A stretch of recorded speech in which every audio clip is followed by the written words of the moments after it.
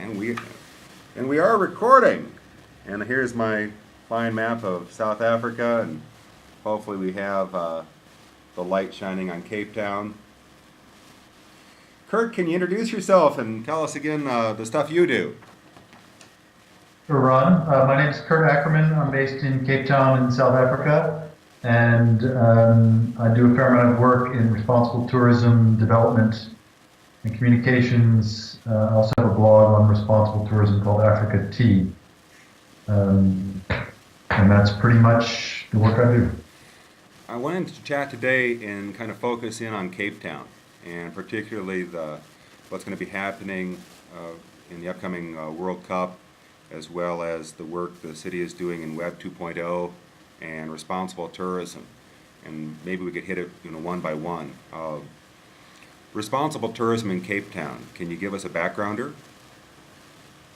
Yeah, Cape Town's an interesting place to be. I wound up here before the focus on responsible tourism. So I'd like to say I'm drawn here as a mecca for responsible tourism. I think it's become more of a focus over the last decade. And in 2009, Cape Town as a destination won a Responsible Tourism Award at WTM as for the most responsible destination. And I think that was both something of great pride for the city and some of their tourism partners, but it also caused a bit of anxiety because they were concerned that there wouldn't be enough substance behind the recognition. And in going back and collating all the various work that's been done, there has been a tremendously, I would say tremendously, a very substantial amount of work being done, particularly given where responsible tourism is for destinations as a whole. We often see examples of individual projects or products or communities, but for a city of 3.5 million people, it's a pretty big deal. And there is the Cape Town Declaration, which is the generally accepted definition of responsible tourism, and that was developed in 2002 here at the International Conference on Sustainable Destinations. So that was definitely something that put Cape Town on the map, but of course that was now 8 years ago. And the question is, what's been done in the meantime? And the focus on responsible tourism in Cape Town goes back to 1996 when there was a tourism white paper, and that's just 2 years after the first free democratic elections in South Africa. So to me, that's pretty remarkable that already applying the principles of sustainability to tourism was a priority. So that became a national focus. And there were various guidebooks and things done nationally. I mentioned the Cape Town Declaration in 2002. And in 2009, as a lead up, and part of what helped Cape Town win the award, the city and various formal tourism organizations like Cape Town Tourism and kind of the hospitality group and the tour operators and so on, conferencing, got together and signed a charter which committed them to upholding the principles of responsible tourism in their work and with their members, and committed them to a timeline of implementing action, or presenting action plans and implementing them. And there's a pretty rigorous program of report backs and publications and so on. So there's been a heck of a lot of energy and a lot of kind of infrastructure and background work getting to the point of, I think it's almost systemic appreciation of what responsible tourism is and how it's good for the destination. And I think that leads then into a conversation about the Soccer World Cup that's coming.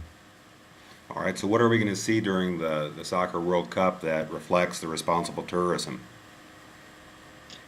There is an official initiative from FIFA that was launched in 2006 in Germany called Green Goal.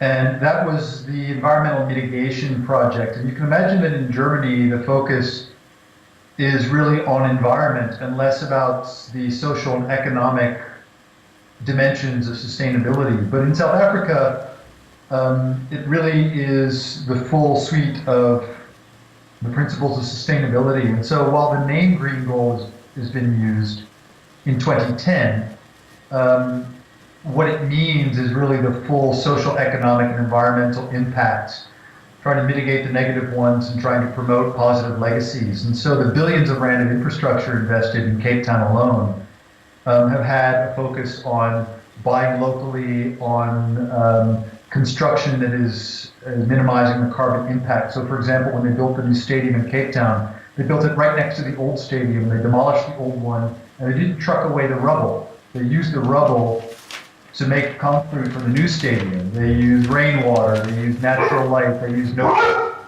We're talking about Greenpoint? Even the dog likes the news.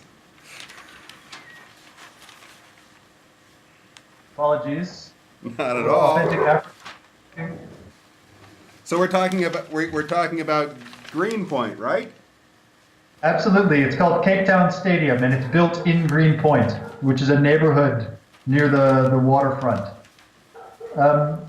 And that's just one example. And Cape Town really took the lead with the Green Goal program. There are some other things in the rest of South Africa, but the city of Cape Town and the provincial government put some serious money into doing this and doing it well. And there is a Green Goal action plan with 46 different projects, from implementing cycle taxis to putting in permanent recycling bins, different kinds of training programs. There is a biodiversity showcase garden and an eco center being built, and a whole range of things. So the Green Goal program is really the signature responsible tourism initiative, and it's being used in two ways. One is to try and make the event as much of a responsible tourism experience as possible for the visitors, the responsible travelers, and for the destination to host a responsible event.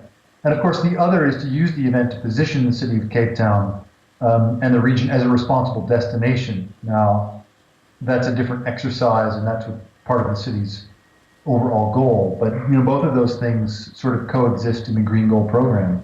And it's become a foundation for major event guidelines for the future. So all of the major events that will be held in and around the city of Cape Town will have to adhere by the similar kinds of principles and guidelines that Green Goal entails. Just this is a much bigger scale with the World Cup. You really don't get bigger than that. You don't get bigger than that, do you? It is the world's biggest sporting event. All right, we have about a minute left of conversation time, if the dog permits. Anything that you'd like to see us do during this coming month or so, with Responsible Tourism Week coming up and the World Cup coming up afterward? How do we work together? I think that it's going to be interesting to see how social media are used by visitors to the World Cup to talk about the destination and their experience. And I think that's something where everyone can participate. There's a fantastic Flickr group that Cape Town Tourism uses to engage with people who come to Cape Town, because it's such a photogenic place and people take amazing photos and video. And the Flickr group is really an exchange of information for armchair travelers and for locals and for people who are in Cape Town. And I think that'll be used by a lot of people to showcase their experiences during the World Cup, and to take snapshots with their cell phones or their video cameras or whatever it is, post it, share it, and comment. And I think people all around the world will then engage in that conversation. And the World Cup has really forced a multilingual conversation to be happening in Cape Town as well. So I think that's going to be interesting to watch, and how much social media pushes that. So for me, that's a great way for people that can't be here to actually participate, engage, ask questions, see what's going on, and how it's working. And I think that'll be a lot of fun. I think you're right. That'll be a great deal of fun. Look forward to joining you, not there on the ground, but with you online. Great.